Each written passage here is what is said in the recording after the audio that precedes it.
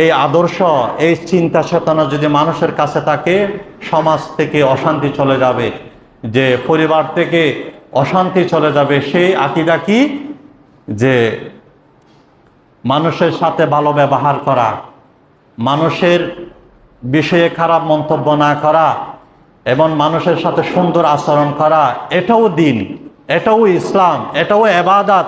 যেমনটি নামাজ পড়া ইবাদত, যেমনটি রোজা রাখা ইবাদত, যেমনটি হজ করা ইবাদত, মানুষের সাথে সুন্দর ব্যবহার করা, মানুষের সাথে ভালো মন্তব্য করা, খারাপ মন্তব্য থেকে নিজেকে বাঁচিয়ে রাখা, তদ্রূপ এটাও ইবাদতের অন্তর্ভুক্ত। কিন্তু এটা আজকে আমরা মনে করি না।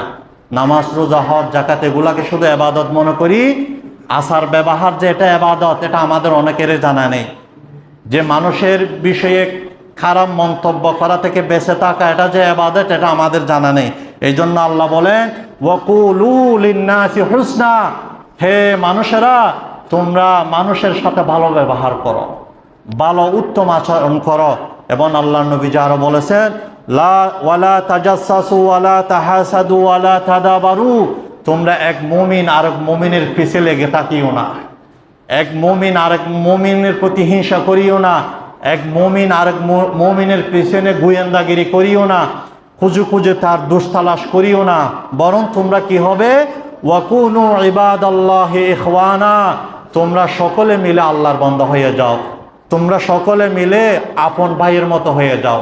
আপন ভাই একটা ভুল করলে সেটা যেমন আপনি দয়ার নজরে দেখে তাকে ক্ষমা করে দেন, একজন কালমা পড়নেওয়ালা মুসলমান যদি ভুল করে আপন ভাই মনে করে তাকে সেটা ক্ষমা করে দেন। সুবহানাল্লাহ, আল্লাহু আকবার। এই জন্য ভালো ব্যবহার, ভালো আচরণ, খারাপ মন্তব্য থেকে বেঁচে থাকা, এটাও নামাজের মতো ইবাদত, রোজার মতো ইবাদত, যাকাতের মতো ইবাদত।